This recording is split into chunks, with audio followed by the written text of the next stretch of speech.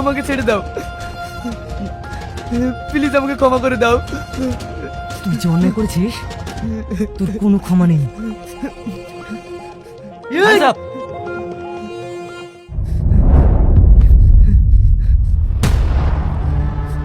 নিয়ে চলো ওকে।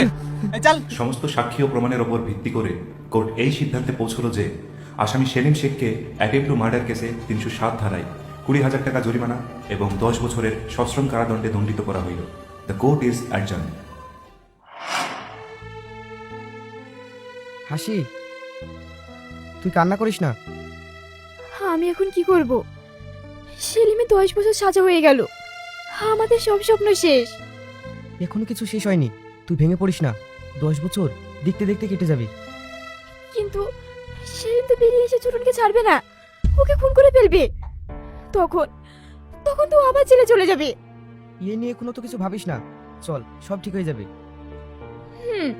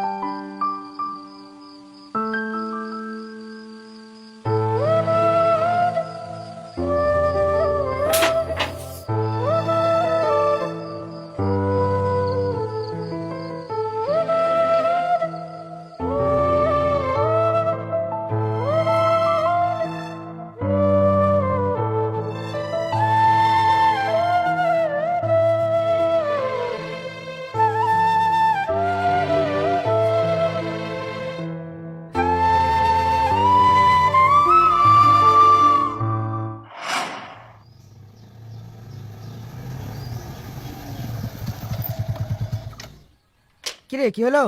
তুই একটু দাঁড়া, আমি এক্ষুনি আসছি। ঠিক আছে, তাড়াতাড়ি আসবি। হুম।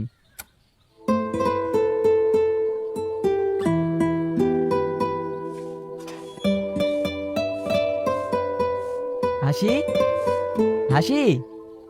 সেলিম, তুমি? কি হলো বাপ? আমার বোনকে আজ পাত্রপক্ষ দেখতে আসছে, তাই হাসিকে নিতে আসলাম। আর তাছাড়া আপনি তো সবই জানেন, আর আমার বাড়িতে আমি আর আমার বোন ছাড়া কেউ নেই। সেলিম, মা, আমি সেলিমের সঙ্গে যাব? হুম, যা। ঠিক আছে মা, তুমি একটু দাঁড়াও, আমি ড্রেস চেঞ্জ করে আসছি। আচ্ছা। বসো বাপ।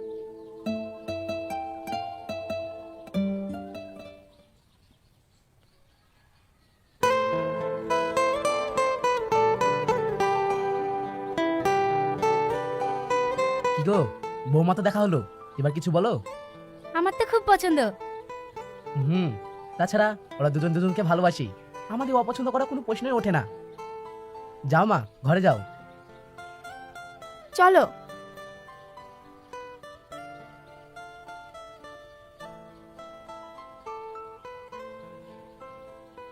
নিজের বোন বলে বলছি না, খুব ভালো মেয়ে।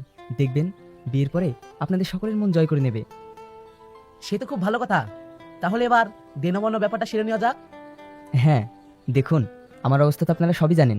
বিয়েতে আমি 1 ভরি সোনা আর 50,000 টাকা দিতে পারবো।